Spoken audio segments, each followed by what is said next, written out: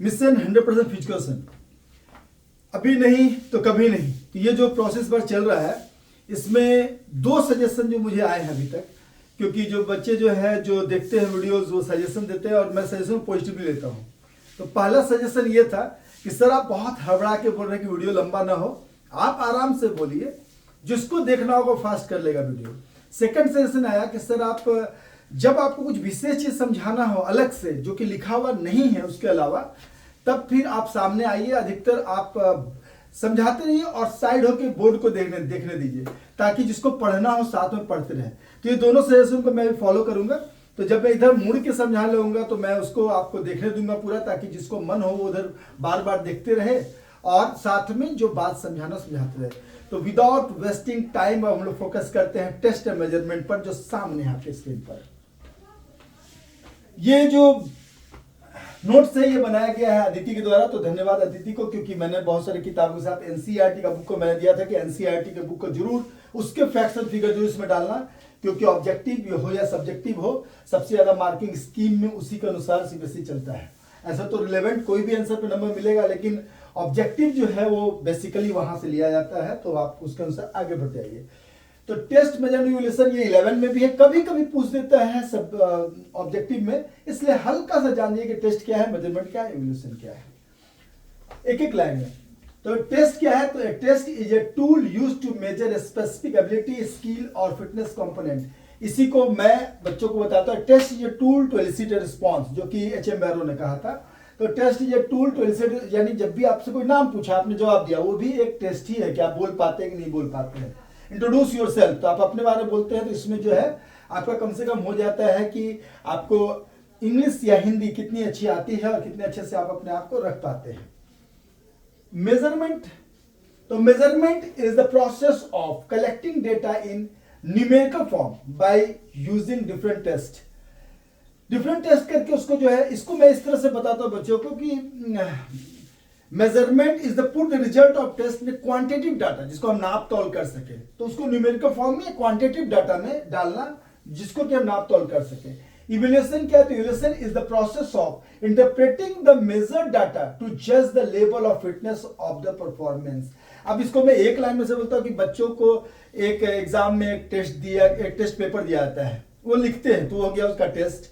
बाद में होता है कितना में कितना नंबर आया, वो उसका मेजरमेंट, और उस मेजरमेंट के अनुसार पर क्लास में रैंकिंग किया गया कि फर्स्ट सेकंड थर्ड कौन है। तो test, measurement and evaluation complete. Excuse मी,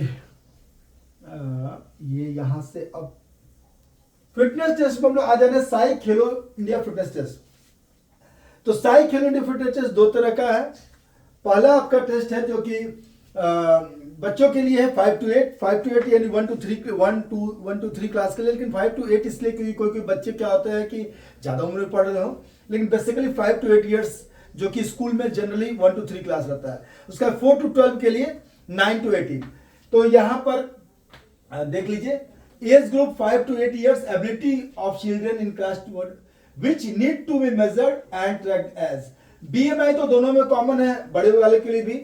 उसका कोऑर्डिनेशन के लिए कोऑर्डिनेशन स्पीड दोनों नापा जाता है इसके द्वारा, प्लेट टेपिंग टेस्ट, और बैलेंस के लिए फ्लेमिंगो। यानी छोटे बच्चे का बैलेंस देख लिए, कोऑर्डिनेशन ठीक चल रहा है कि नहीं, और वेट कहीं बहुत ज्यादा ओबीस तो नहीं हो रहा है, ये 3 चीज देख लिए तो बच्चों का कंप्लीट हो जाएगा। ठीक है, अब आ जाइए बड़ों में। इसको एक्सप्लेन भी करना और कैसे लिखना मैं बता दूंगा।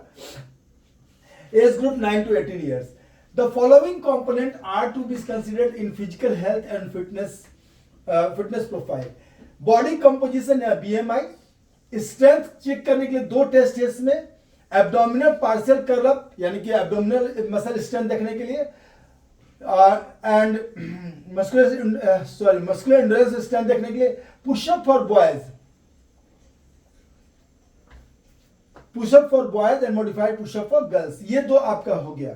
ठीक है, यह मस्कुलर एंड्योरेंस इसलिए क्योंकि फास्टली स्ट्रेंथ के साथ स्ट्रेंथ एंड्योरेंस होना चाहिए, यहां आप स्ट्रेंथ कर लीजिएगा, स्ट्रेंथ एंड्योरेंस। अब pushup for boys, modified pushup for girls. Strength 3 तरह का होता है, कौन सा? डायनामिक स्ट्रेंथ, कौन सा? Maximum strength, explosive strength and strength endurance. तो वो स्ट्रेंथ एंड्योरेंस हो गया। Flexibility, sit and reach test, अगर आप इससे पहले वाला चैप्टर देखे होंगे तो आपको ये याद हो जाएगा। सॉरी, इसके बाद का चैप्टर मैं अभी बताने वाला हूँ उसके बारे में। Flexibility, sit and wrist test, cardiovascular endurance, 600 metre run और वॉक, यानी कि कार्डियोवास्कुलर एंडोरेंस को देखने के लिए, और स्पीड 50 मीटर डैश। इससे पहले कि हम लोग इससे आगे बढ़े, तुरंत से मैं कुछ टिप बता दूं, फिर मैं आगे बढ़ता हूँ। पहला तो आपका जो भी चीज टेस्ट आए, टेस्ट मेथड चैप्टर से जो भी आए, जैसे योगा को मैंने बताया था, योगा चैप्टर में कैसे लिखना है इसमें बताया था। टेस्ट कभी भी आए किसी भी तरह का कि ये टेस्ट क्या लिखिए, तो आपको सबसे पहले क्या लिखना है, उसका एम क्या है, वो टेस्ट किस लिए लिया जाता है। जैसे 50 मीटर डैश टू मेजर क्या चीज के लिए, तो बेसिक कौन सा कंपोनेंट, तो स्पीड के लिए, तो स्पीड कंपोनेंट को नापने के लिए तो पहला हो गया उसका एम क्या है। दूसरा, उसके लिए इक्विपमेंट क्या क्या रिक्वायर्ड है, किस क्या क्या जो इक्विपमेंट चाहिए उसके लिए। तब तीसरा, उसका प्रोसीड्यूर क्या है, प्रोसीजर क्या है। तो प्रोसीजर आप लिखेंगे, प्रोसीजर लिखने के बाद आप स्कोरिंग कैसे करेंगे, कैसे जानेंगे कि किसको हम बेहतर मानेंगे, किसको खराब मानेंगे। जब ये सब चीज लिख के, और अगर उसका ड्राइंग से रिलेटेड अगर कुछ छोटा सा भी हो सकता है, स्टिक डायग्राम टाइप का भी बना दिए कि आपको मालूम है कि ये कैसे होता है, तो आपको फुल मार्क्स हो जाएगा। ड्राइंग इसमें बहुत जरूरी नहीं होता योगा की तरह, लेकिन यहाँ फिर भी बना देने पे एक इंप्रेशन होता है, ताकि 19-20 मामला हो कभी भी तो आधा मार्क्स भी कटने चांस क्यों छोड़ा जाए। तो यहाँ पर अब आ जाते हैं ना बीएमआई पे। क्योंकि बीएमआई में इतना बार बता चुका, बहुत जगह अभी बहुत जगह पढ़ चुके, इसलिए इसको बहुत ज्यादा जानने की जरूरत नहीं है। फिर भी बीएमआई क्या होता है, तो 18.5 से 24.9 को जनरल नाम माना जाता है। 18.5 से नीचे आ गया तो लो वेट माना जाता है, यानी कि वो खराब है आपके लिए। और उससे ज्यादा हो जाए 24.9 से या 25 से ऊपर आए तो फिर ओबेसिटी में आप घुस जाते हैं, जिसमें 30 तक फिर भी ठीक है, लेकिन ओबेसिटी क्लास 1-2 में आना या 30 से पार जाना बहुत ही खराब है आपके हेल्थ के पॉइंट ऑफ व्यू से।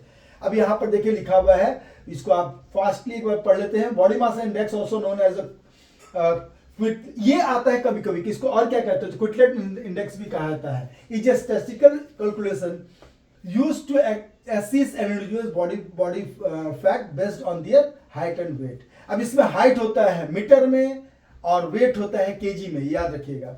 इक्विपमेंट रिक्वायर्ड क्या है, तो फ्लैट एंड क्लीन सरफेस, जहां कि आप आराम से उसका हाइट नाप सके और जिसमें वेइंग मशीन रख सके। स्टेडियोमीटर, जहां हाइट नापते हैं। Measuring tape pasted on wall, कभी कभी कुछ नहीं तो दीवार पे टेप से बना दिए कितना कितना हाइट है, और वहां पर स्केल सामने से टच किए, पता चल गया कितना हाइट है। प्रोसीजर क्या है देख लीजिए। तो इसका procedure, measuring height accurately, remove shoes socks and, देखिए इसको ना आप इतना ज्यादा पढ़ने की जरूरत नहीं है। आप ना एक एक छोटा पॉइंट बना कर भी आंसर लिखिएगा तो आपका आंसर थोड़ा एलोबरेटेड भी रहेगा। आपको जो वर्ड सीबीएसई जो बोलती है कि हाँ वर्ड लिमिट, उसको भी आप फॉलो कर पाएंगे, और उसमें गलतियां कम होगी। छोटे छोटे सेंटेंस में बांट देना, रिमूव शूज सॉक्स एंड, कोशिश कीजिएगा छोटा छोटा ही सेंटेंस फॉर्म करने। उसमें क्या होता है, ग्रामेटिकल मिस्टेक भी कम होता है और क्लैरिटी बनी रहती है। और ऐसे ऐसे आप पॉइंट्स, इसीलिए मैं हैंड रिटन नोट्स बता रहा हूं, क्योंकि किताब से बहुत क्लैरिटी नहीं आती कैसे लिखना है। तो remove shoes socks and their hair accessory that may interfere with the measurement। Stand on a flat surface with the heels together। Ensure heel, buttock, shoulder and the back of head touch the wall। Line of sight should be horizontal, सामने देखिए। Take a deep breath and stand tall। Record the height to the measure nearest 0.1 centimeter। Measuring weight accurately, use a calibrated digital or balanced beam scale। Remove shoes, heavy outer clothing जैसे jacket वैकेट है तो, and empty jackets। Stand in the center of the scale with feet shoulder width apart, looking straight ahead and standing still। Record the weight to the nearest 0.1 kg यानी 100 ग्राम तक में। Scoring, BMI is calculated by using the following formula: weight in kg divided by height square in meter, यानी height into height in meter। अब ये करने के बाद बाकी मैं बता चुका 18.5 टू, उसको भी क्लियर कर दिएगा। Normal weighing range is 18.5 to 24.9।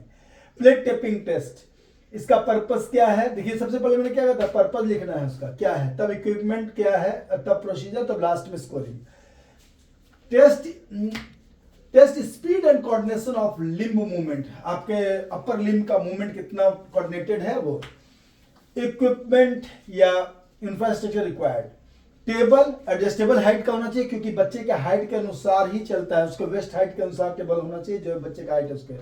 Yellow disc 20 centimetre diameter यानी कि 10 सेंटीमीटर रेडियस का होना चाहिए। उसका rectangle 30 into 20 centimetre stop watch चाहिए क्योंकि आप टाइम देख सके।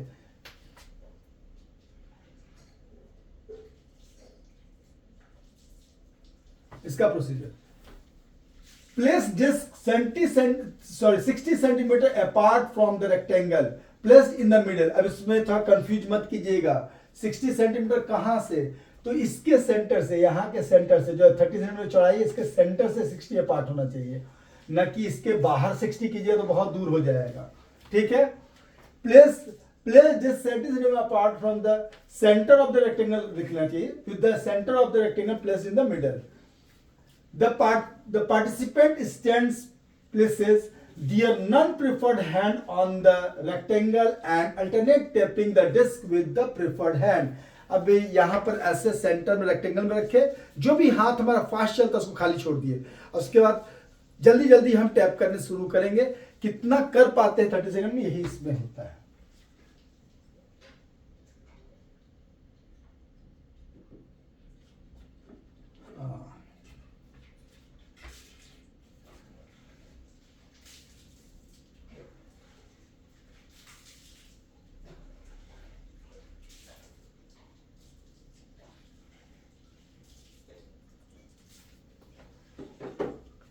इसके बाद जो है हम लोग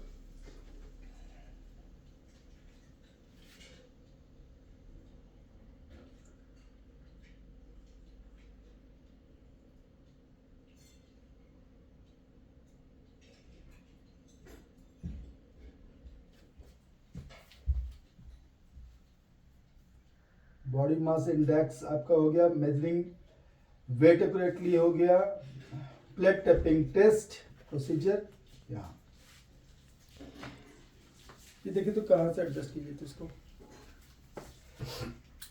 complete the full cycle 50 touches total as quickly as possible, यानी कि 50 जो है टैप, यानी कि एक 50 का मतलब 25 टोटल, 1 2 3 4, तो दोनों साइड हुआ तो 1, तो ये 50 touches total as quickly as possible. यहां से हम लोग लेके चलेंगे, और कितना मिनिमम टाइम लगा, माने ये टेप करने में मिनिमम कितना टाइम लग रहा है, यही बेसिकली आपको देखना है। ठीक है, स्कोरिंग यहां हो गया। नीचे सेकंड होगा फ्लेमिंगो, इसके बाद तो फ्लेमिंगो बैलेंस टेस्ट, नब ले आइएगा फ्लेमिंगो बैलेंस टेस्ट के पास।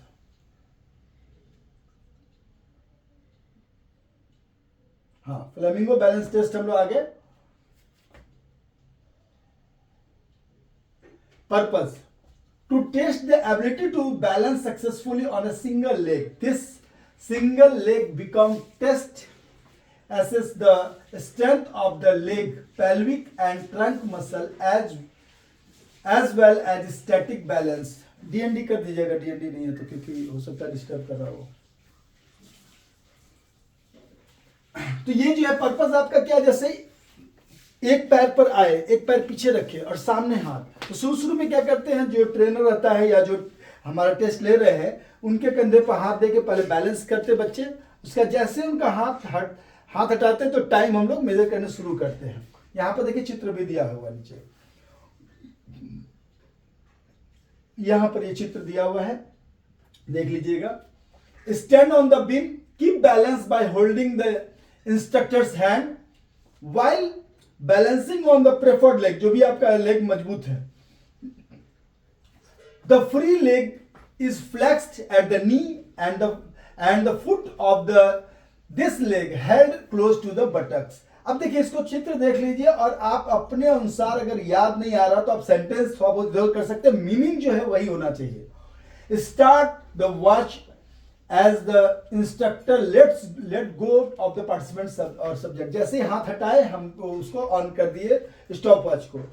Pause the stop is time the subject loses balance, जब भी लूज के बैलेंस, हाथ पीछे पकड़े, जब भी लूज के बैलेंस हिलने लगे या गिर गए बस वहां पर रोक देना है। Resume over again timing until the lose. इसमें क्या है, कि 1 मिनट में कितने बार आप गिरे। ऐसे 30 सेकंड के में अगर 15 बार ज्यादा गिर गया तो ये आपका यानी एकदम बैलेंस ठीक नहीं है, तो उसको टर्मिनेट कर दिया जाता है। उसको आगे बढ़ाइए जरा,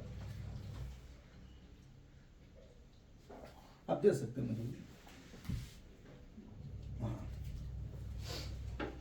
इसके showing the total number of falls or lose of balance in 60 seconds of balancing is recorded। जिसका जितना कम बार हुआ उतना अच्छा बैलेंस है। If there are more than 15 falls in first 30 seconds, the test is terminated। ये मैंने पहले ही आपको बताया। Age group 9 to 18 plus year. अब यहां पर आ जाइए, जो मेन अधिकतर जो है, ऐसे तो वो भी पूछता है बॉडी कंपोजिशन बीएमआई जो है, ये पहले ही जो है हम लोगों ने डिस्कस कर लिया है। एब्डोमिनल पार्शियल कर्ल अप,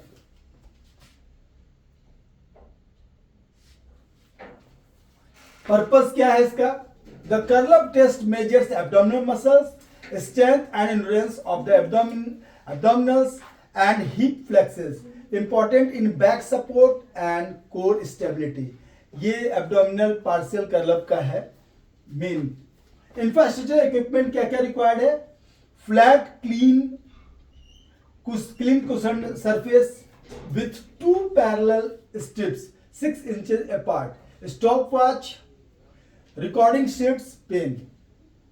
अब इतना सब चीज आप अपने अनुसार देख लीजिए क्या क्या चीज चाहिए होगा। पेन चाहिए होगा, रिकॉर्ड शीट चाहिए क्या लिखने के लिए, स्टॉपर चाहिए, एक क्लीन जो है कुशन सरफेस ताकि वो नीचे ज्यादा गड़े नहीं, और विथ 2 पैरेलल स्ट्रिप्स रहेगा ताकि आप 6 इंच अपार्ट ताकि ठीक से उसमें हम लोग एक्सरसाइज उसको पार्शियल कर्ल परफॉर्म कर सके।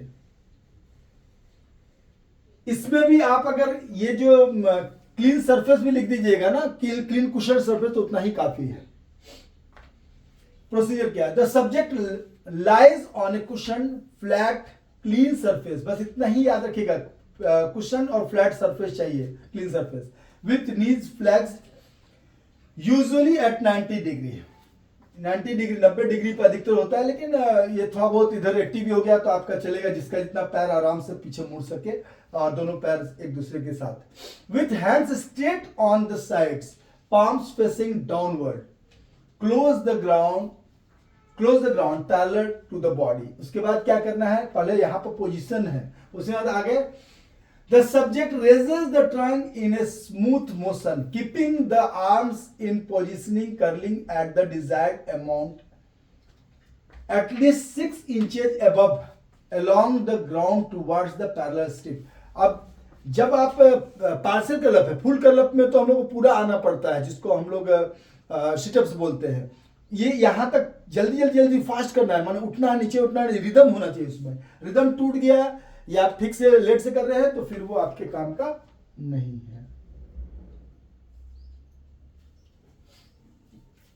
The trunk is lowered back to the floor so that the shoulder blades और upper back touches the floor. नीचे पीछे सटना चाहिए कम से कम आपका ये पार्ट जो पीछे का है, और ऊपर आते scoring. Record the maximum numbers of curl ups in a certain time period, यानी 30 सेकंड में कितना बार आप रिदम में कर सके, इसको दैट इज वो मेजर किया जाता है। जितना ज्यादा बार आप कर सकते हैं यानी कि उतना आपका एब्डोमिनल स्ट्रेंथ और एंड्योरेंस ज्यादा है, अच्छा है। स्ट्रेंथ अलग चीज, एंड्योरेंस अलग चीज है, लेकिन स्ट्रेंथ का ही एक टाइप है स्ट्रेंथ एंड्योरेंस, मतलब कि ताकत के साथ कितना कंटिन्यूटी के साथ, ताकत और कंटिन्यूटी के साथ कैसे कर पाते हैं। जहां स्ट्रेंथ और एंड्योरेंस मिल जाता है दैट को स्ट्रेंथ एंड्योरेंस। जैसे जहां स्ट्रेंथ और स्पीड मिल जाता है उसको कहते हैं explosive strength. Pushups boys, modified pushup girls. Purpose to test upper body strength endurance. वहां हो गया एब्डोमिनल या लोअर बॉडी स्ट्रेंथ, ऐसे पैर का तो है नहीं इसलिए हम लोग एब्डोमिनल ही मानते हैं, जैसे पैर करते तो लोअर बॉडी स्ट्रेंथ मानते हैं। To test upper body strength endurance and trunk stability. Infrastructure क्या चाहिए आपको? ये equipment, flat clean cushion surface और जिम मैट चाहिए जहां पर हम कर सके। जिम मैट नहीं भी रहे तो आप कर सकते हैं अगर आपका फ्लैट सरफेस है तो। प्रोसीजर क्या है? इसमें पुशअप है बॉयज के लिए, मॉडिफाइड पुशअप गर्ल्स के लिए। मॉडिफाइड पुशअप में नी टच कर सकते हैं आप, नी नीचे टच कीजिएगा, that is modified pushup. Start in a high plank position, hands under shoulder, feet together and body in a straight line. Inhale, tighten the core and the lower of the body slowly until the chest is about 3 inches from the floor. Keep elbows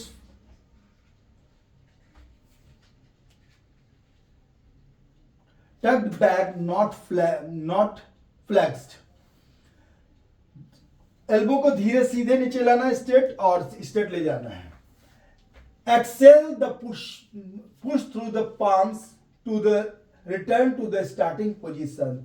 धीरे धीरे नीचे लाना है और नीचे ले आए, कहां तक? तो 3 इंच तक बॉडी तक। अब देखिए इसमें कुछ अगर लाइन आप भूल भी गए तो आप ऐसा लिखेंगे, we have to lower down the body with the power of the hands, with the strength of the shoulder, कुछ भी लिख के अबाउट 3 इंच। अगर 3 इंच भी आपको याद है, 3 इंच फ्रॉम द फ्लोर, तो भी आपको नंबर मिल जाएगा। जरूरी नहीं है कि एकदम सेम टू सेम यही, आप समझने की कोशिश कीजिए कि क्या लिखना है। The action is repeated and the test continues until exhaustion, until they can do more in rhythm and have reached the target number of push-ups.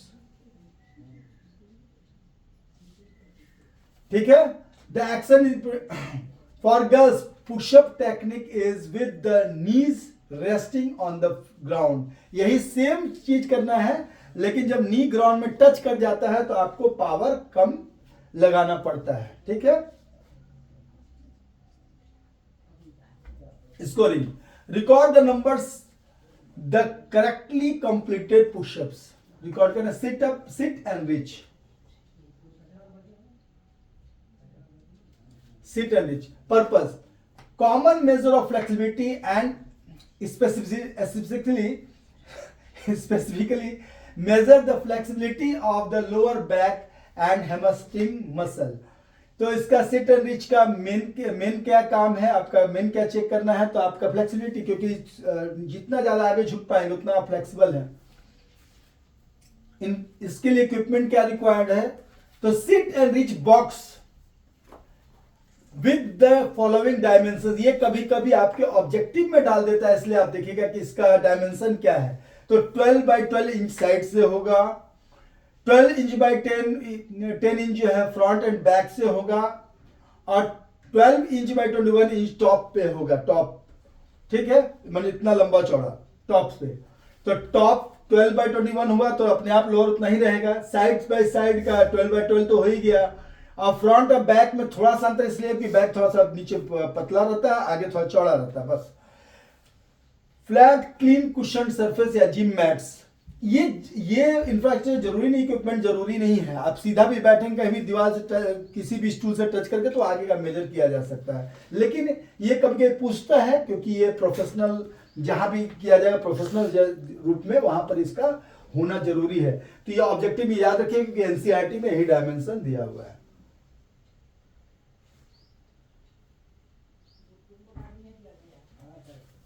It is crucial that the vertical plane against with the subject's feet will be placed exactly on 23 centimeter mark. Procedure क्या है? यहाँ देखिए, चित्र देख लीजिए, ये box के पे पैर सटा रहेगा और हाथ जितना आगे जाएगा वहां पर एक सेंटीमीटर पे वहां मार्क रहेगा।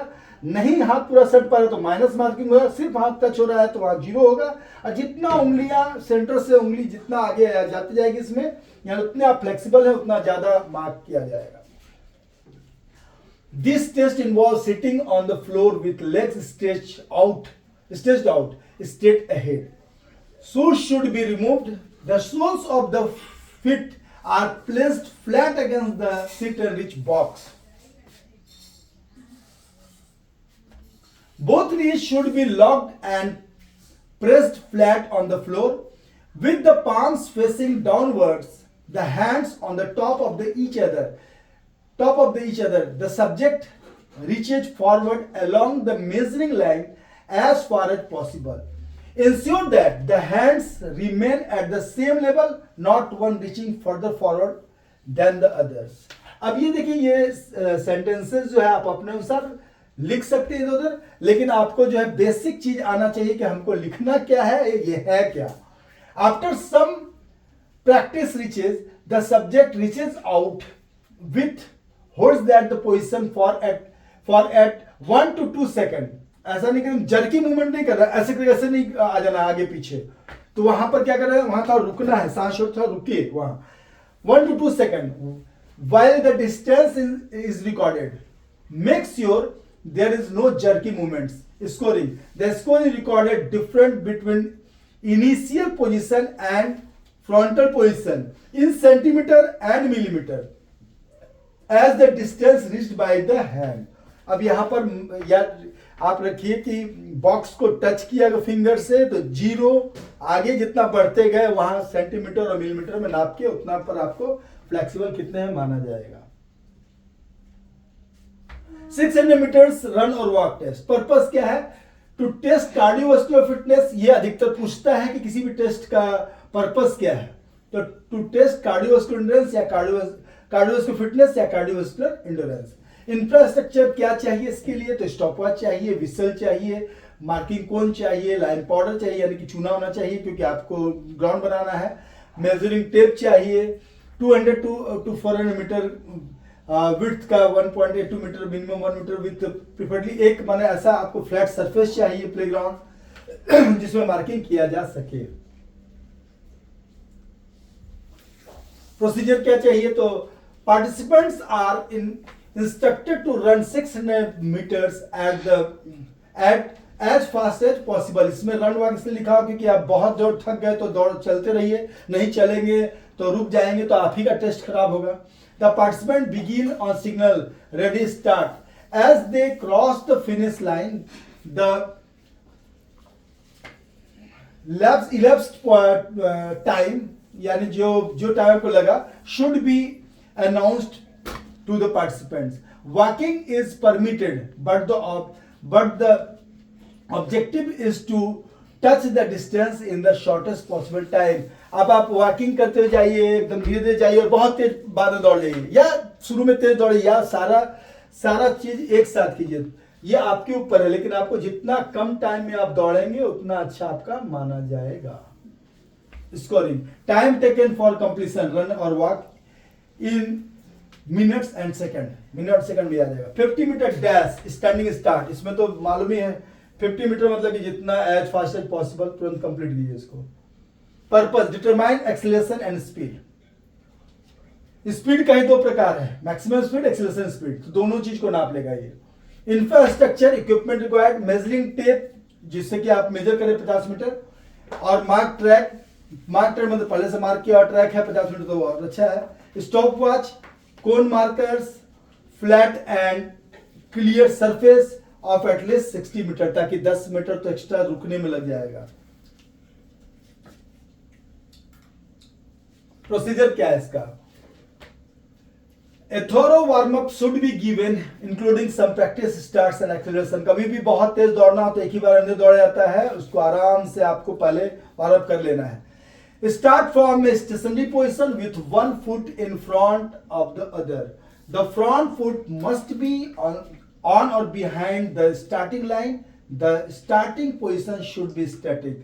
ये सब आप लाइन सेंटेंस बढ़ाने के लिए लिख रहे हैं, लेकिन बेसिकली आपको मालूम होना चाहिए कि हाँ आपको स्टार्टिंग पोजीशन पे पहुंच जाना है, 50 मीटर के स्टार्ट पोजीशन पे जैसे ही गो बोला जाएगा और जितना जल्दी हो सके उतना जल्दी कंप्लीट करना है। ये 3-4 सेंटेंस में खत्म हो जाएगा। तो एलिब्रेट करने के लिए आंसर को ये सब बताया हुआ है, एक दो आप पढ़ लीजिएगा तो आप एलिब्रेट करने में सीख जाएंगे, अपने से भी एलिब्रेट कर सकते हैं जिसके इंग्लिश तो ठीक है। द टेस्ट शुड प्रोवाइड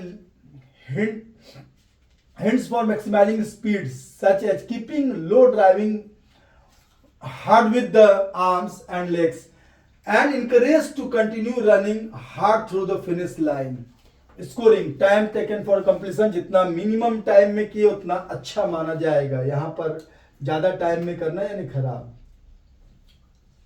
वैसे भी स्पीड क्या होता है, speed is equal to distance by time, तो जितना कम समय में। व्हाट इज स्पीड, तो स्पोर्ट्स लैंग्वेज में कहा जाता है कि completion of a work in quickest possibility and shortest period of time. Measurement of cardiovascular fitness. Harvard Step Test. Harvard Step Test was developed by Brouwer in 1943 for the purpose of maximizing. ये बहुत common test है, ये आपका 11 में भी था और 12 में भी आया है. The purpose of measuring physical fitness, और ये बहुत इंपॉर्टेंट है, पूछते भी रहता है, ये भी पूछता है. सर्किट ट्रेनिंग जो लास्ट वाला है 10 चैप्टर का वो भी, तो ये सब PYQ में आपको अधिकतर मिल जाएगा. Measuring physical fitness for work and the ability to recovers from the work. In the original validation of the steps test, Brouha tested 2200 male, 2200 male आदमी को टेस्ट किए, तब मालूम चला कि हाँ इसका टेस्ट का आउटपुट कितना अच्छा है. कभी भी क्या होता है कि टेस्ट का उसका वैलिडिटी कैसे नापा जाता है कि इतने लोगों पे किया गया तो कितना सही टेस्ट कर पाया. Purpose to determine aerobic fitness. Equipment required क्या है, तो बेंच और wooden block of 20 inches for male and man and 60 inches for women, stop watch and metronome या फिर आप पल्स रेट जो नाप सके, ऐसा हार्ट बीट नापने वाले कोई machine for measuring heart beat और पल्स रेट, ऐसा आप लिख सकते हैं. अगर ये याद नहीं आ रहा है तो मेट्रोनोम. प्रोसीजर क्या है, student will start test at the command go and will step up and down on and off the wooden block or bench at the rate of 30 steps per minute or for 5 minutes. यानी कि ऊपर जाने में 1 second, नीचे आने में 1 second, 2-2 second पे आप कर रहे हैं और इस तरह से 5 मिनट करेंगे, यानी कि 150 स्टेप्स करीब होगा आपका, करीब क्या एग्जैक्ट होना चाहिए. Exactly 5 minutes of steps on the signal stop. The participant immediately sits down on the bench.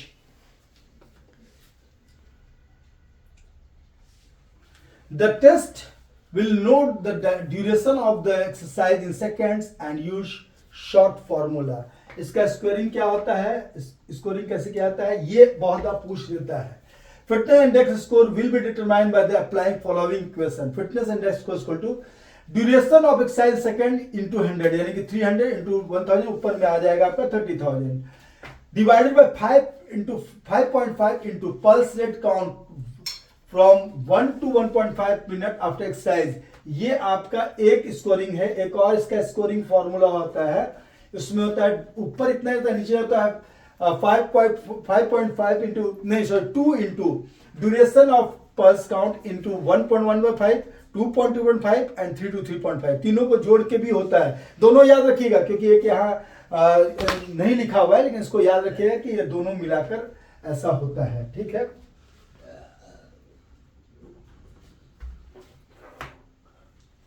Basal metabolic rate BMR क्या है?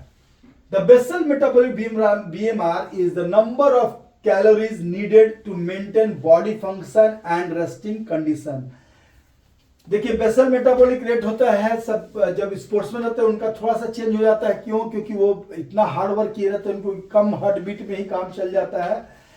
In other words BMR is the number of calories burst by the body while performing basic life sustainability function. और ये basic life जो चल रहा है, बहुत hard work आप नहीं कर रहे, सिंपली बैठे हुए उठे और काम कर रहे हैं, तो उसके लिए जितना ताकत चाहिए that is called BMR.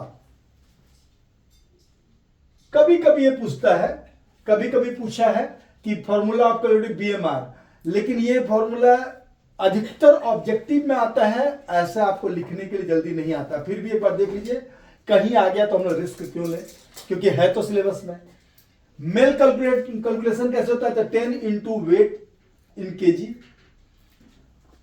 10 into weight जो है आपका केजी में, और 6.25 इंटू हाइट सेंटीमीटर में, मीटर में नहीं सेंटीमीटर में, -5 इंटू एज +5. उसी तरह फीमेल का कैलकुलेशन कैसे होता है, तो पहला तो वही है 10 इंटू वेट केजी में, 6.25 हाइट सेंटीमीटर में, तीसरा तक सेम है. लास्ट वाला माइनस जो है +5 के जगह -161 किया गया है. बस इतना ही है. अब ये क्यों है, इसको हम लोग बहुत ज्यादा अध्ययन नहीं किए कि ऐसा क्यों निकाला है, लेकिन ये फॉर्मूला चूंकि है बुक में भी NCERT का, तो हम लोग उसको थोड़ा देख लिए. इसको एक तरह देख लीजिए तो आपका ऑब्जेक्टिव में कम से कम गलत नहीं होगा, और सब्जेक्टिव ये पूछता नहीं है जल्दी. जल्दी क्या, अभी तक हमने देखा नहीं सब्जेक्ट में इसको पूछते हुए। Rikli and Jones senior citizen fitness test, the senior citizen fitness test SFT was developed by Rickley and Jones for older people aged between 60 to 94 years। अब 94 के बाद वाले लोग जो बचते होंगे उनके लिए भी टेस्ट लगता है, निकालना पड़ेगा। The purpose of the test was to evaluate functional ability and monitor the physical। ऐसे हर जगह 60 प्लस लिखा हुआ है, क्योंकि कहीं कहीं है एनसीईआरटी में जैसे कि 60 प्लस 94 लिख दिया, लेकिन 60 प्लस के लिए पूछेगा आपको कि 60 प्लस के लिए कौन सा टेस्ट है। एनसीईआरटी में ऐसे सीनियर सिटीजन फिटनेस जिसमें जो WHO का जो दिया हुआ है एज ग्रुप, उसमें 18 to 64 एक साथ किया हुआ है, जो चैप्टर नंबर 2 में है आपका। Monitor the physical fitness status of older people and to identify problems and work on the weakness, ताकि आप काम कर सके उसके लिए। ऐसे बैलेंसिंग शायद ज्यादा करना चाहिए, लेकिन अभी फिलहाल देखिए जो टेस्ट आपके सिलेबस में है। This test includes the following items: chair stand test for lower body strength, इसमें चेयर पे बैठना उठना है 30 सेकंड कितना कर सकते हैं। Arm curl test for upper body strength, इसमें 8 और 6 पाउंड का जो है ये ले करते हैं हम लोग। Chair seat and reach test for lower body flexibility, ये सिर्फ नाम है, अभी मैं एक्सप्लेन करूंगा इसको, क्योंकि आपको एक्सप्लेन करने आना चाहिए, नहीं तो नंबर नहीं मिलेगा फिर। Back scratch test for upper body flexibility, लेकिन ये सब ऑब्जेक्टिव में आता है कि कौन कौन सा इसमें है कौन सा नहीं है रिकली एंड जोन्स में। 8 foot up and go test, और कभी कभी आता है कि ये किस चीज को मेजर करता है, तो ये दोनों चीज ऑब्जेक्टिव के लिए याद रखना जरूरी है, और सब्जेक्टिव के लिए तो सारा डिस्क्रिप्टिव जाना जरूरी है। 8 foot up and go test for agility, 6 minute walk test for aerobic endurance. यहाँ पर थोड़ा यहाँ पर डायट लिख दिया गया ताकि दोनों चीज आपका ये टेस्ट में आता है और किस चीज के लिए है वो भी कर दिया गया clear.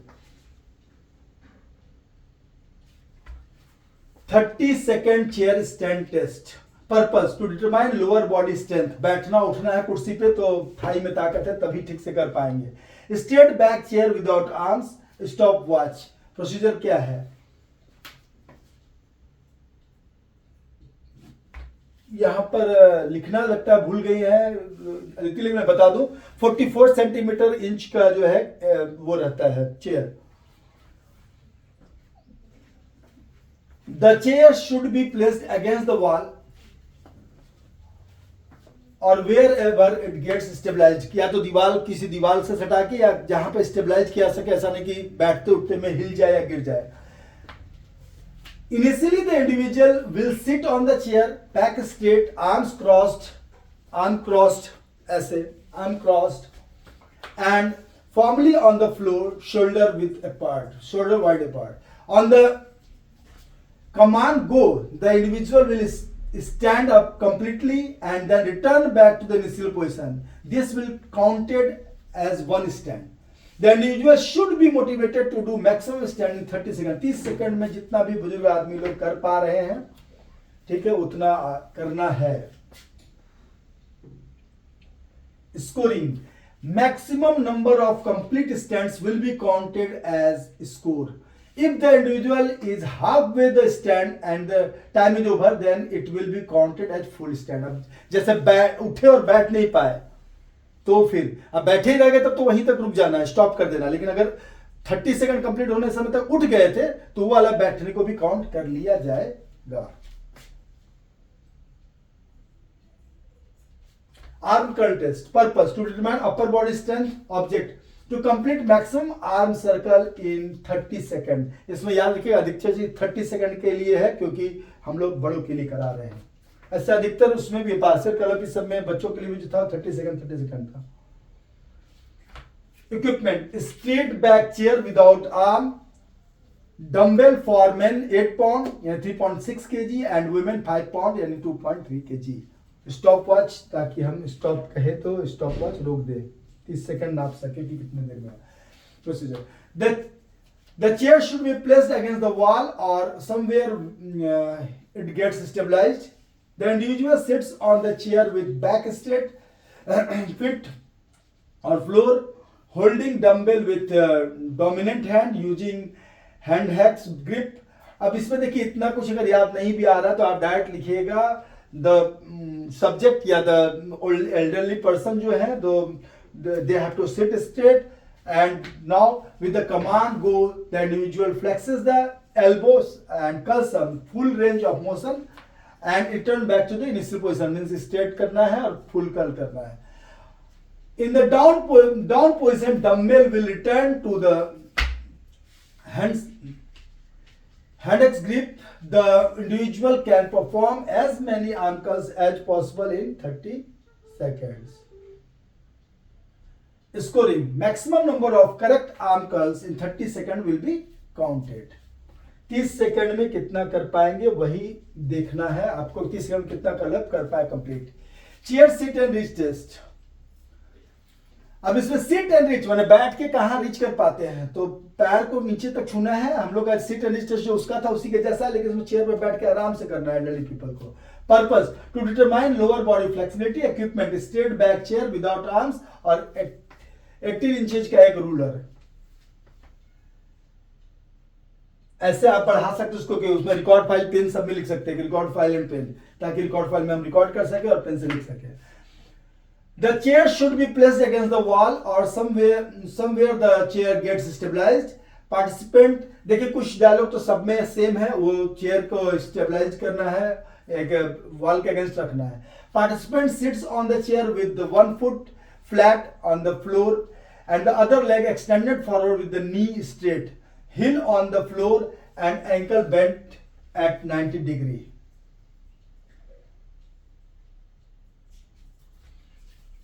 The participant then tries to touch the toe on the foot by bending at the hip and sliding his or her hand towards the toe. एक पैर सीधा एक पैर मुड़ा हुआ, झुकना है, झुक के आगे छूना है. To clock score, participant must hold that position for 2 seconds. 2 second तक रुकना है ताकि आपका मेजरिंग किया सके. जर्की मूवमेंट वहां नहीं होना चाहिए. Measurement will be taken between extended long finger and tip of the toe of the minimum 0.5 inches will be recorded as score. If fingers cross the toe, then positive will be indicated before the score, and if the participant is unable to touch the toe, then negative sign will be indicated. Negative भी कैसे होगा? 0.5 बच रहा है, 0.5 inch बच रहा है तो 0.5 माइनस होगा, उसके कम बच रहा है तो ऐसा होगा. ठीक है. Back scratch. Purpose: to determine upper body flexibility. Equipment: 18 inches का रूलर चाहिए. Procedure: in standing position participant will place one hand over the shoulder and the other hand middle of the back and try to touch और overlap each other. एक ऊपर से एक नीचे से लाना है. कितना आप टच कर रहे हैं तो 0 टच नहीं कर पा रहे तो जितना बच जा रहा है, जैसे जितना मेरा बच रहा है उतना आपका माइनस में जाएगा. और अगर पकड़ रहे हैं दूसरे को ओवरलैप कर दे रहे हैं तो फिर उसके अनुसार स्कोरिंग होगा. Measurement will be taken by measuring the distance between the tips of the middle finger. If the fingers touch then the score is 0. If do not touch measure distance in negative and if overlap the measure positive score. इसमें कितना तो आपके centimetre में होगा, कितना centimetre आप cross कर रहे हैं एक दूसरे को. 8 foot up and go test. To determine physical mobility, power, speed and agility and balance. कितना आपका स्पीड है, एजिलिटी है, बैलेंस है, यानी कोऑर्डिनेटिव एबिलिटीज भी इसमें जांच लेते हैं हम लोग. आप स्पीड और कोऑर्डिनेटिव एबिलिटीज भी लिखेंगे तो भी नंबर मिल जाएगा. Equipment: straight back chair with arms, cone, stopwatch. Procedure क्या है तो chair should be placed against the wall और समवेयर, ये तो हो ही गया, हर सब में लिखना है. The participant sits on the chair with both feet on the floor. इसमें से जितना 5 टेस्ट है वो चेयर पे ही है, छठा जो टेस्ट है वो सिर्फ खड़े होकर डायरेक्ट है. The participant sit on the chair with the both feet on the floor. As the command go, he और she walks as fast as possible and returns back after walking to and around the cone which is placed 8 feet away from the chair. There should be enough space around the cone from where participant can take the easy turn. बिना कोन को touch के तेजी से घूम के आके बैठना है इसमें 8 फीट की दूरी पर जो कोन है. Scoring: 2 attempts will be made and the best score will be taken for the record. Fastest time 2 बार चांस दिया जाएगा, fastest time between the command go and return to the chair will be recorded. अब ये last test है इसका 6 minute walk test to determine aerobic endurance. Equipment walking area of 20 yard each between parallel lines connected with 5 yard line marking rectangles, stop watch cone. 5-5 yard पर एक dot दिया रहेगा कि किस 5 के करीब जाकर रुक रहे हैं वहां देखने के लिए। Procedure participants will start walking after the command go and continuously walk on the track for 6 minutes। 6 minute तक चलते रहे, जितना भी दूर चले नापते जाएंगे हम लोग, क्योंकि वहां पर ट्रैक बना हुआ, उसी ट्रैक पर नापते हैं कितना चले। he or she has to cover maximum distance of 6 minutes but without running, बिना रनिंग किए कितना आप चल सकते हैं। Scoring maximum distance covered in 6 minutes will be recorded as score।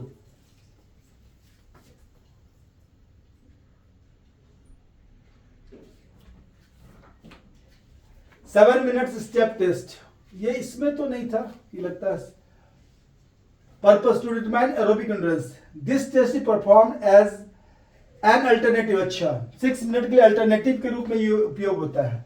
This test is preferred as the alternative to the 6 minute walk test for people who are orthopedic devices when the walking, as well as in the case of people who have difficulty balancing। उसके लिए ये एक है। Tape for making the wall stop watch, इसका procedure क्या है देख लीजिए। The participant up state next to the wall while the mark is placed on the wall at the level corresponding to the midway between the patella and iliac crest top of the hip bone। The participant then matches in place of 2 minutes, lifting the knee to the height of the mark of the wall। Resting is allowed and holding onto the wall as the stable chairs is allowed। Stop after 2 minutes of stepping। Scoring the total number of times the right knee touches the tap level is in 2 minutes is recorded। ये वाला test जो है आपका अधिकतर पूछा आज तक नहीं है, और ये अल्टरनेटिव के रूप में दिया गया है कि जिससे जो है नहीं हो पा रहा है अगर वो टच करने वाला, तो आपको जो है नी ही ऊपर करके देखना है कि कितना बार हम कितना ऊपर नीचे कर सकते हैं maximum. Johnson Metheny test of motor education, educability कहा जाता है, मोटर एजुकेशन या मोटर एजुकेबिलिटी। तो इसमें जो है जॉनसन मिथनी टेस्ट जो है इस पर भी क्वेश्चन पूछते रहता है, थोड़ा सा इंपॉर्टेंट, इसको मैं अलग से भी एक बार बनाया हुआ हूं, और इस बार भी अलग से भी हर एक टेस्ट को मैं अलग से ही बना दूंगा, जिसमें कि अच्छे से समझा दूंगा कैसे लिखना है और क्या क्या चित्र रहेगा उसका। Johnson Metheny test battery is revised version of Johnson educability test which was design in 1932। 32 में पहले बनाया गया था, लेकिन बाद में इसमें बहुत सारा टेस्ट था, तो उसको 1938 में इसको 4 टेस्ट में बांटा गया। इस 4 टेस्ट में 3 टेस्ट जो है, फर्स्ट 3 टेस्ट है वो लड़का लड़की दोनों के लिए है, गर्ल बॉय दोनों के लिए है, चौथा सिर्फ बॉयज के लिए है। अब इसको देख लीजिए। Johnson battery test was measured neuromuscular skill capability which have 10 items, पहले था which had 10 items। In 1938, Metheny studied the test and eliminated 6 items। The test battery consists of now 4 items as front roll, back roll, jumping half turn, jumping full turn। इसमें front roll, back roll, jumping half turn ये तीनों girls के लिए भी है, jumping full turn से boys के लिए। 4 stunts are to be performed by the boys and 3 stunts for girls। लेकिन यहाँ क्लियर नहीं किया कि कौन सा है बॉयज गर्ल्स का टेस्ट एरिया। अब इसमें ना थोड़ा सा पूछता है इसके बारे में, जो ये टेस्ट एरिया है इसके बारे में थोड़ा पूछते रहता है। मैट एरिया लेंथ 15 फीट पूरा रहेगा, 1.5 का यहाँ पर डॉट दिया हुआ है। अगर आप देखें तो स्टार्टिंग इधर से या इधर से है, तो वो 3/4 इंच का जो है, 3/4 इंच का पतला पतला लाइन है और 3 इंच का मोटा लाइन दिया गया है। कहां से? तो उसके भी सेंटर से, जहां पर वो आएगा उसका सेंटर से आधा इधर आधा इधर है, ताकि वो फीट के अंदर ही सारा कुछ आ जाए। ये 15 फीट का जो एरिया है और 2 फीट का इधर है, उसको 1 फीट के बीच में भी एक लाइन दिया हुआ है, ये भी 3/4 इंच पे। तो ये पूरा जो है आपका मेजरमेंट अगर आपको मालूम है तो इस पर क्वेश्चन कभी कोई पूछता है और तब होगा, तभी आप समझ पाएगा आगे पीछे करना क्या है। Mat area length is 15 feet and it is 2 feet wide. 15 feet length divided into the 10 section of 18 inch, यानी कि 1.5 फीट हुआ, 18 inch each. The width of the transverse line is 3/4 inch and 3 inch alternatively, यानी कि ये पहले 3/4 inch है तो ये 3 इंच है। क्यों है? तो ये मोटा वाला लाइन दिखाई दे जब हम फ्रंट रोल बैक रोल कर रहे हैं या जब टर्न कर रहे हैं, जंप कर रहे हैं, तब के लिए, जिसको हम इजिली विजिबल हो पाए कि कहां तक कहां जा रहे हैं, कैसे जा रहे हैं। Central lines remains 18 inch apart. Another 3/4 inch width line is marked lengthwise in the middle of the mat. जैसा कि मैंने कहा कि बीच वाला भी 3/4 का ही रहेगा। इसको बना लीजिएगा एक बार अपने से, ताकि वो दिमाग में आ जाए, और अगर पूछा और आप एग्जाम में बना देंगे उसको अगर सही मेजरमेंट में, तो नंबर इजिली आप पाएंगे। फ्रंट रोल क्या है? Ignoring the long middle dividing line, the subject is asked to start outside. Front roll कैसे करना है? Start outside the marked area and perform 2 front rolls. दो बार के फ्रंट रोल में आपको पार कर जाना है। 1 up to 7.5 feet and that is 3 inch wide centre line, जो सेंटर लाइन में 3 इंच वाइड जो लाइन दिया वहां तक, and the second in the other half of 7.5। देखिए आप अगर 3 इंच वाला नापेंगे तो 5 है, 3/5 और 5 पतला वाला है, तो उसका जो बीच वाला लाइन है वहां तक आप आ गए। And the subject is perform the rolls without touching the limits और even touching the zones mentioned above, यानी कि हाफ से आगे भी नहीं जाना है, अगर कम में होगा तो और अच्छा है, और साइड भी नहीं निकल जाना, मैट से बाहर भी नहीं चल जाना है, और जो लाइन उसके इधर उधर भी नहीं जाना है। स्कोरिंग क्या होगा देख लीजिए, स्कोरिंग में समझ में आ जाएगा आपको। Each correct rolls get 5 points, hence maximum of 10 points. जबकि दो करेक्ट किए तो 10 पॉइंट्स आएगा। 2 points are deducted for overreaching side line से बाहर निकल गए तो राइट और left each roll. 1 point is deducted for overreaching the in limit और on each roll, and full 5 points are deducted when the subject fails to perform a 2 front roll। एक front role ठीक से कर ही नहीं पाए तो 0, front role की और साइड निकल गए तो 2 पॉइंट कट गया, ठीक है, 5 पॉइंट में से 2 कट गया। लेकिन अगर आप आगे बढ़े और आगे निकल गए तो फिर उसमें से 1 कट जाएगा, यानी सीधा किए तो सही, लेकिन थोड़ा सा ज्यादा लंबी दूरी हो गया, साइडवर्ड तो जाना ही नहीं है, साइडवर्ड गया तो 2 पॉइंट कट जाएगा। 0 कभी नहीं मिल रहा है। अगर फ्रंट रोल आपको आता है तो 0 नहीं मिलेगा, लेकिन आपको फ्रंट रोल सही से करना है और एकदम बीच से किए तो 10 आउट ऑफ 10 मिलेगा। मुझे लगता है अगर समझ में नहीं आया तो करके एक वीडियो भी जेंसन मिथनी का मिल जाता है, आप देखिएगा तो समझ में आ जाएगा कि कैसे कर रहे हैं। Back roll, the test is similar to front roll both, जैसे फ्रंट रोल था सेम वही बैक रोल का भी है। अब इसमें बैक रोल थोड़ा सा कठिन है, क्योंकि बैक रोल मारना सबके बस की बात नहीं होती है। हम लोग तो कर लेते हैं क्योंकि किए हुए हैं ट्रेनिंग में, जो वॉलीबॉल खेलते थे हम लोग तो फ्रंट रोल बैक रोल ये सब हम लोग को सिखाया जाता था कैंप में, लेकिन फिर भी बहुत बच्चों से जो प्लेयर है उनसे भी इफिशिएंटली नहीं हो पाता है। Jumping half turn, the subject is asked to start with feet on first 3 inch line, jump with both feet to second 3 inch wide line, executing a half turn either right or left, jump on third 3 inch line, excluding half turn to the opposite direction। अगर पहला आप half turn left side किए तो अगला half turn right side करेंगे, ऐसे करके आपको जाना है, ठीक है। कहां कहां पैर रखना है? तो जो आपका मोटा वाला लाइन है वहां पर। In opposite direction, first half turn, then to fourth and fifth, 3 inch line, जो मोटा मोटा लाइन था ना वो इसीलिए था, पहला जंप किए तो पहला वाला 5 है पूरा। Wide line excluding half turns right और लेफ्ट अल्टरनेटिवली, जैसे एक्सिक्यूटिंग हाफ टर्न राइट और लेफ्ट अल्टरनेटिवली, यानी एक बार हाफ एक बार राइट ऐसे कूदते हुए जाएंगे। अब स्कोरिंग देख लीजिए क्या है। Perfect execution of 4 jumps is worth 10 points. अगर 4 सही से जंप लिए, यानी कि 2 बार लेफ्ट 2 बार राइट अगर सही ले लिए तो आपको 10 पॉइंट्स मिल जाएंगे।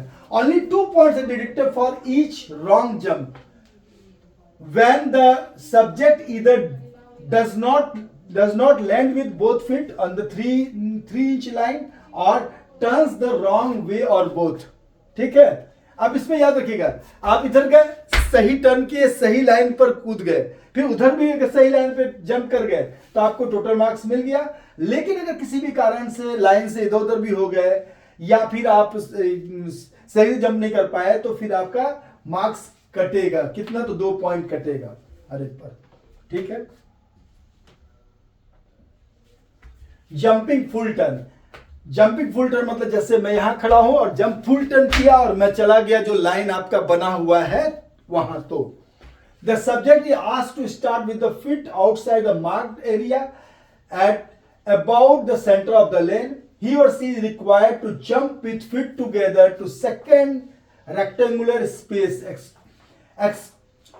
executing a full turn with the body either right or left, या तो राइट साइड से या तो लेफ्ट साइड से आप घूम गए पूरा। Continue jumping to alternate rectangular space across the mark mat executing full turns, rotating body in the same direction, landing on both feet every time। हर बार दोनों पैर पर ही कूदना है, एक पैर से नहीं मुड़ना है। Scoring perfect execution of 5 jumps is worth 10 points. 2 points are deducted if the subject fails to keep balance on landing और both feet, turns to far और ओवर स्टेप्स द स्क्वायर। जो स्क्वायर है उसके अंदर में जंप करना है और बाहर आपको जंप नहीं करना है। फिर से मैं आपके बोनस के लास्ट तक आप साथ बने तो बता दूं, इस पूरे चैप्टर में आपका बेसिकली क्या क्या है। बेसिकली आपका टेस्ट बैटरी, जब भी कोई टेस्ट पूछा जाएगा तो आपको देखना क्या है, उसका पहले सबसे पहले वो किस लिए किया था, पर्पस क्या, तो पहले पर्पस लिखिए, उसके बाद फिर इक्विपमेंट क्या रिक्वायर्ड है वो लिखिए और उसके बाद उसका प्रोसीजर लिखिए, उसके बाद उसका स्कोरिंग लिखिए। इतना में और उससे रिलेटेड का छोटा सा भी स्टिक डायग्राम चित्र बना दिए तो सोने पे सुहागा। इतना अगर आप कर देते हैं तो फुल मार्क्स मिलेगा। तो ये याद रखिएगा, ये पूरा का पूरा चैप्टर इसी में है कि कौन कौन सा टेस्ट किस चीज के लिए होता है, कौन कौन सा टेस्ट में कैसे इसका स्कोरिंग होता है और क्या माना जाता है। All the best for your exams.